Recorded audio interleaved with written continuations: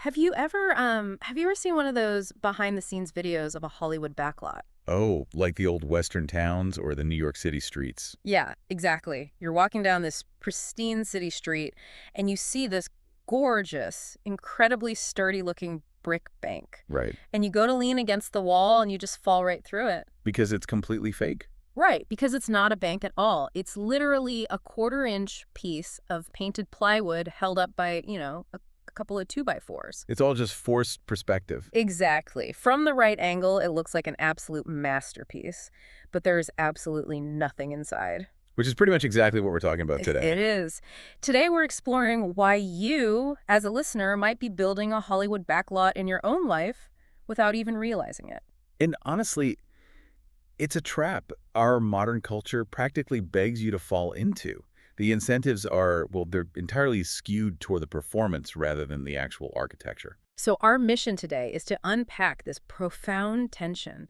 It touches every single part of your career, your relationships, your mental health. The vast difference between actually building a reality and merely performing one. Yes. And we have a really fascinating stack of material for this session. It's simply titled Day 159. And it is a very eclectic stack. Super eclectic. I mean, we are pulling from Stoic philosophers like Marcus Aurelius and Seneca. Yeah. We've got modern strategic minds like Seth Godin and Kevin Kelly. We're looking at classic literature too, right? Tolstoy and Cervantes. Yep. And even the raw, totally unfiltered life experiences of Anthony Bourdain. It's wild because they come from completely different centuries and disciplines, but they are all pointing at the exact same psychological target. Okay, let's unpack this. The central question I want you to hold in your mind for this entire deep dive is this: are you actually becoming something, or are you just staging the appearance of it? Well, to even begin answering that, we really have to look at the bedrock. The foundation. Right. If we want to avoid constructing a cinematic facade, we have to understand how substantive reality is actually built. So where do we start? Marcus Aurelius gives us the fundamental blueprint here. He argues that a life is built action by action. You assemble it yourself. Brick by brick. Exactly. And the crucial mechanism he talks about is that you must be content if each individual action achieves its goal as far as possible. You have to divorce yourself entirely from the overarching narrative. Because the overarching narrative is where the performance lives, right? Yes. When you're thinking about the grand narrative, you are playing to an audience. But when you're thinking about the single brick in your hand, you're just a mason doing the work.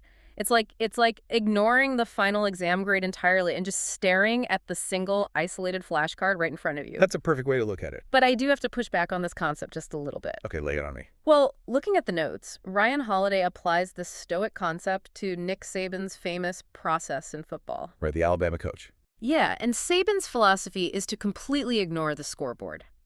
You ignore the championship ring, and you focus purely on this exact rep in practice. Focus on the micro. Right, which sounds great in a Stoic journal, but in reality, if I'm a coach or a CEO and I completely ignore the scoreboard, I get fired. I mean, the outcome objectively matters. It does matter. Nobody is denying that. So how do we reconcile the real-world necessity of the championship ring with this philosophical discipline of the single rep?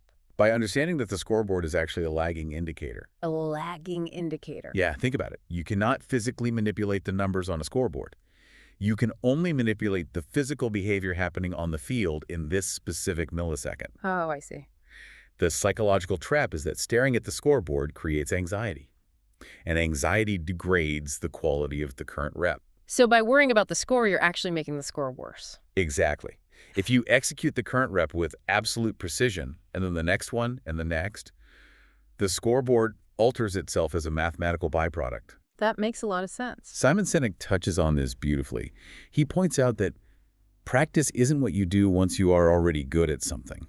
Practice is the biological and mechanical engine that generates the goodness in the first place. Which takes us right to Pavel Tsatsalin's concept of greasing the groove and using what he calls Goldilocks loads. Right, he's a strength coach, but the principle is purely neurological. Yeah. The idea isn't to go to the gym, load up the absolute heaviest weight imaginable, and scream through a single rep so everyone looks at you. Because that's a performance. Exactly. Pavel's method is about finding a manageable, consistent weight. Not too heavy, not too light. Hence the Goldilocks load. Right, and you lift it perfectly, quietly, and repeatedly over time. You are literally building reality inside your nervous system when you do that. By greasing the groove. Yes. By lifting a manageable weight with perfect form repeatedly, you are physically thickening the myelin sheath around your neural pathways. So the strength becomes undeniably biologically real. Exactly. It is the anti-performance. You're doing it in the dark, laying the foundation. And Seneca brings in a really vital component here, too, the resolute urgency of now. Because time is moving quickly. Right. The future is completely uncertain and time is moving so swiftly. So your quiet actions have to match that swiftness. You cannot wait for ideal photogenic conditions to start laying your bricks. Okay, so if building quietly, brick by boring brick, is the proven ancient way to actually achieve this biological and professional substance, why is it so incredibly difficult for us to actually do it? Why do we get distracted? Yeah, what pulls us away from the flashcard and back to the anxiety of the final exam? Well, this raises an important question. The core issue is that we abandon our own heavy bricks because we become hypnotized by everyone else's finished castles. Or what we perceive to be their finished castles. Precisely. We see the backlots, the facades. But it's a comparison trap. Exactly. Ryan Holiday offers a very blunt, cognitive rule for navigating the modern world. He says, assume everyone is lying. Assume everyone is lying. That sounds a little bleak. It does, but he isn't suggesting that humanity is entirely made up of malicious deceivers. He is pointing out the asymmetry of information. What do you mean by asymmetry? Well, we are intimately familiar with our own unedited, chaotic interior, right? Our imposter syndrome, our missed deadlines, our half-finished projects. Oh, for sure. But we measure that messy interior against everyone else's highly curated, heavily edited, post-production exterior. Yeah, and this isn't just a modern social media problem. This illusion of the finished castle literally almost started World War III. The missile gap. Yes. Think about John F. Kennedy and the missile gap during the Cold War. The intelligence community at the time told Kennedy that the Soviet Union was vastly outpacing the United States in nuclear missile production. But they weren't. The Soviets were just putting on a masterful performance. Right. The sources detail how they would drive the exact same handful of missiles in a continuous circle during military parades in Red Square. So it looked like they had an endless supply. Exactly. But in reality, their internal system was disintegrating. They were a house of cards. But Kennedy couldn't conceive that a global superpower would bluff to that spectacular degree. He looked at their projected external strength and assumed it rested on a solid interior reality. Right. So what does this all mean for the listener? What does Kennedy staring down Khrushchev mean for, say, a mid-level manager staring down a competitor's polished LinkedIn update? It's the exact same dynamic. It really is. It means we are essentially fighting a personal Cold War every single day. We see someone post about crushing Q3 goals or securing a new round of funding. And we assume their corporate infrastructure is an absolute fortress. While we're sitting at our own desks stressing over a delayed server migration, we assume their performance is an accurate reflection of their reality. And Kevin Kelly offers a phenomenal cognitive tool to dismantle this exact delusion. I love this part. Yeah, he borrows a foundational scientific principle. Extraordinary claims require extraordinary evidence. It's so simple but so profound. Right. A perfectly polished Instagram life is an extraordinary claim. A tech CEO claiming they hustle 100 hours a week without experiencing devastating biological burnout is an extraordinary claim. But we just believe it. Because we are inherently social creatures. We're wired to trust group signals. So we accept these monumental claims entirely without evidence. We just assume they are true. It's the equivalent of someone claiming they have a dragon in their garage, and instead of asking to see the dragon, we just feel bad that our garage only has a Honda Civic in it. That is exactly what it is. But the remedy here isn't to become a hardened cynic, right? We shouldn't just throw stones at everyone else's achievements. Cynicism is just another trap that keeps you focused on other people. Exactly. The remedy is redirection. You withdraw your attention from the unverified performance of others, and you forcefully redirect it back to your own truth. Back to your own nervous system. Back to your own bricks. Yes. But once you withdraw that attention, you hit the next psychological trap, which is even more insidious. Oh, great. Another trap. I know, right? It's imitation without vision. Yeah. Let's say you do recognize that a successful person's exterior is just a result of their interior work. Okay. The trap is attempting to blindly copy their external habits without possessing the internal motivation that generated those habits in the first place. Which brings us to Anthony DeMello. He perfectly captures the absurdity of this with this devastatingly simple parable. The goat and the rabbi. Yes. He asks, does a goat become a rabbi because he grows a beard? Such a great image. Right. The story follows these disciples who watch their enlightened master living this incredibly simple ascetic life. So the disciples throw away their possessions, they eat plain food, they mimic his exact morning routine down to the minute. And the master just laughs at them. Because imitating the external physical signs of discipline doesn't rewire your interior at all. No, it doesn't. The behavior without the underlying motivation is entirely hollow. If you copy the simple living, but you lack the profound spiritual vision that made simple living the natural, inevitable choice for the master failed, you are just an actor wearing a costume. You're performing. Exactly. What's fascinating here is that form without substance is purely a performance. But substance without form, that often goes entirely unnoticed. Meaning what? Meaning you might possess true, profound wisdom, but because you don't look the part, because you don't have the metaphorical beard society, just bypasses you entirely. And Seth Godin dives into how we actually weaponize this obsession with looking the part. He uses the analogy of purebred dogs. This is mind-blowing to me. Right. Before the American Kennel Club existed, a retriever was defined operationally. Could it retrieve a duck? If it could, it was a retriever? Reality dictated the label. Exactly. But then the AKC introduced a taxonomy. They created a breed standard, which is literally just an invented document dictating the exact slope of the dog's hips and the precise shade of its coat. They decoupled the label from the operational reality. And human beings are biologically wired for status games. We can't help ourselves. The moment you introduce a metric or a standard, humans will manipulate the environment to hit that metric. By chasing this invented visual standard, breeders created a massive health crisis. Rampant inbreeding, hip dysplasia, breathing issues. Right. They destroyed the actual biological dog in order to satisfy the label. And here's where it gets really interesting. We do this to ourselves constantly. We really do. We accept invented societal labels like intellectual or visionary leader, or even negative ones like imposter and failure, as if they're a hard biological fact. When they aren't at all. No. We treat them as prior realities that dictate what we are allowed to do, rather than recognizing them as retrospective categories we've either temporarily performed our way into or that someone else just arbitrarily slapped onto us. We literally contort our careers, risking our own psychological hip dysplasia just to fit a label. We let the label dictate our reality. And making matters worse, we are astonishingly terrible judges of our own reality. The Arab proverb in the nose highlights this perfectly. A mother sees a gazelle when she looks at her monkey.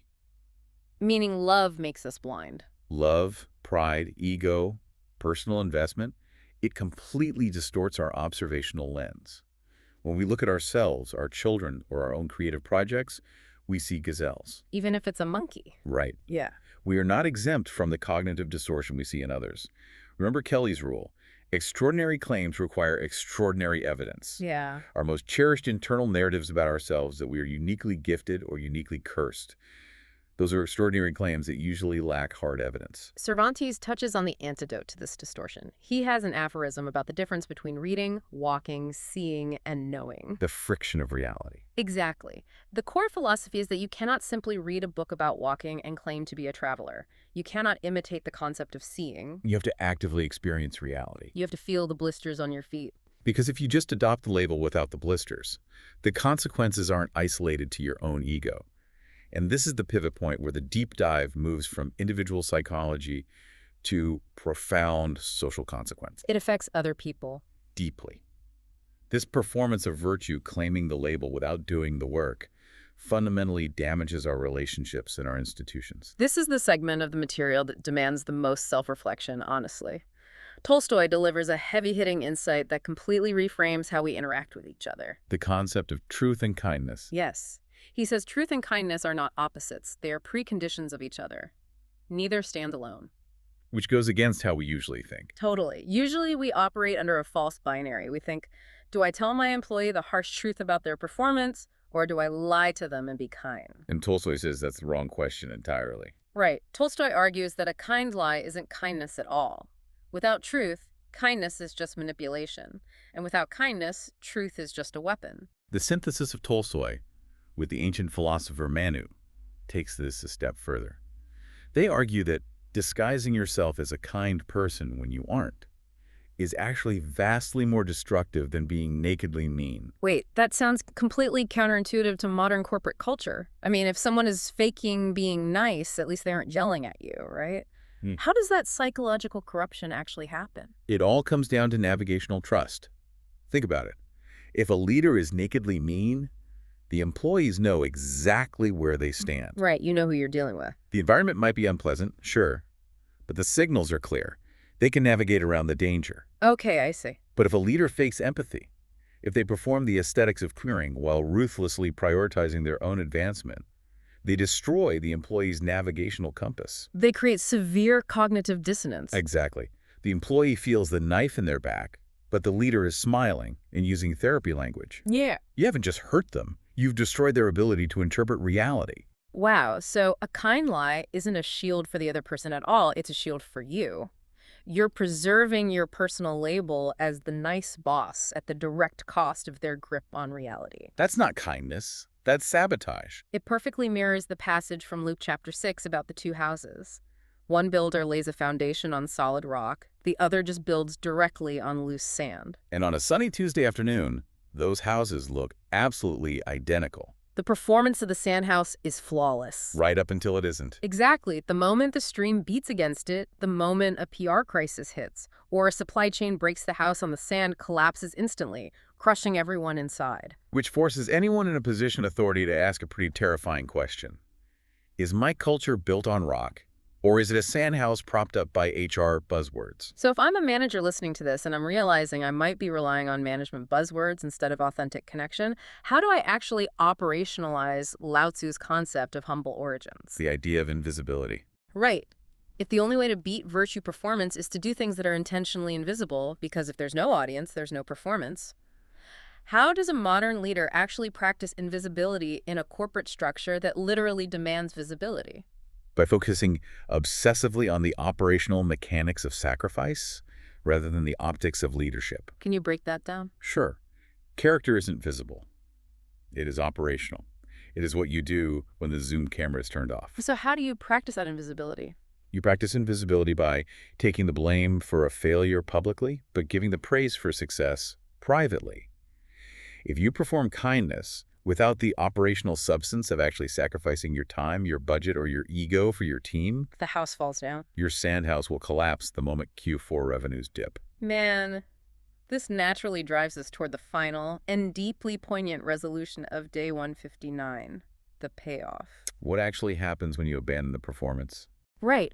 What actually happens to a human being when they successfully stop performing?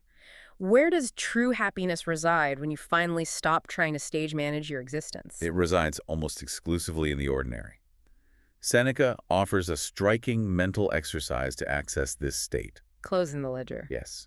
He suggests ending each day as if it were entirely complete. When you go to sleep, you mentally close the ledger. You tell yourself, I have lived. Wow. You accept your mortality and the absolute finality of the day you just completed. So you aren't dragging the psychic weight of yesterday's unfinished emails into tomorrow's breakfast. Exactly. And the physiological result of truly accepting that completion is profound. When you wake up the next morning, it is entirely a bonus A day. bonus day. I love that. You wake up biologically lighter because you've already closed the books on your life. Anytime you get today is completely free from the trivial, suffocating anxiety of status maintenance. You are operating on house money. Every interaction becomes a gift rather than a test of your worth. That Stoic concept creates the perfect lens to view the story of Anthony Bourdain in the notes. That story really stuck with me. Yeah. Bourdain possessed the ultimate extraordinary exterior life. He was incredibly famous, widely respected, traveled to the most exotic locations on Earth, and shared meals with the most fascinating people. His objective daily reality was the exact highlight reel that millions of people perform online trying to imitate. He had achieved the absolute peak of the AKC breed standard for a glamorous life. But that wasn't where his joy was. No. Bourdain himself confessed that despite all the accolades and exotic travels, he experienced his peak moments of joy, what he described as being ridiculously stupid happy, when he was just standing in his own backyard wearing a stained apron, quietly flipping burgers with his daughter playing nearby. If we connect this to the bigger picture, that single image of Bourdain in his backyard is the entire tragedy and beauty of Day 159 encapsulated. It really is. The genuinely inhabited, profoundly ordinary moment will always outweigh the performed extraordinary moment. Bourdain found peak human joy in the most foundational, simple, uncurated act possible, feeding his child. But the devastating tragedy of Bourdain's story is that merely knowing where his happiness lived wasn't enough to save him. No, it wasn't. The depression, the exhaustion, the gravity of his massive external world ultimately pulled him away from that ordinary joy. The backlot doesn't care if you know it's a backlot. It will still crush you if you spend too much time living inside it. It is a sobering structural warning for all of us. Intellectual awareness is only half the battle. Knowing what matters is insufficient. You have to act on it. You have to actively, ruthlessly engineer your daily life to protect that ordinary joy. You cannot just visit the truth on weekends. You have to inhabit it. You have to build it brick by brick and then defend it. There is a coaching mantra at the very end of the source material that serves as a perfect operational checklist for this state of genuine existence. The mantra that strips away the posturing. Yeah, it goes, calm body, quiet mind, play hard, play smart, play together. That doesn't sound like a frantic performance for an audience. Not at all. That sounds like a solid, quiet reality you can actually live inside without fear of it collapsing. Because it's grounded in action. Yeah. It requires absolutely no audience to be true. A calm body and a quiet mind are internal biological states. They are not external projections. We have covered massive paradigm-shifting ground today. We really have. We started with Marcus Aurelius and the Stoic discipline of laying one single brick at a time, entirely divorcing ourselves from the anxiety of the scoreboard. We navigated the dangerous, world-altering fictions of the Missile Gap. And the cognitive distortion of comparing our messy, unedited interiors to everyone else's highly curated exteriors. We dissected the hollow mimicry of the goat trying to be a rabbi and exposed how invented taxonomies, like purebred dog standards, trick us into destroying our own reality just to satisfy an arbitrary label. We confronted Tolstoy's unyielding truth that disguised kindness corrupts navigational trust, and ended in Anthony Bourdain's backyard, proving that the real magic of human existence is hidden in the genuinely inhabited ordinary. The charge from all of these brilliant minds across history is entirely unified and incredibly direct. Stop performing the virtues you admire. Practice them in the dark. Stop measuring your behind-the-scenes reality against someone else's heavily edited movie set. Build the actual infrastructure. Lay the myelin sheath. Do the quiet work until the virtue isn't just a costume you put on for LinkedIn, but the biological reality of who you are. Build the real thing, brick by boring brick. Before you take out your headphones and transition back into your day, I want to leave you with one final lingering thought to explore on your own. Something to really sit with. Think about the absolute most stressful, exhausting part of your daily routine right now. Just visualize that specific friction. Got it in your head. Now ask yourself, are you exhausted because you are carrying incredibly heavy bricks to build a foundation that will actually support your future? Or are you exhausted because your arms are shaking from desperately trying to hold up a painted piece of plywood, defending an invented label that someone else handed to you? That is the question. Thank you for joining us for this deep dive. We'll see you next time. Keep building the real thing.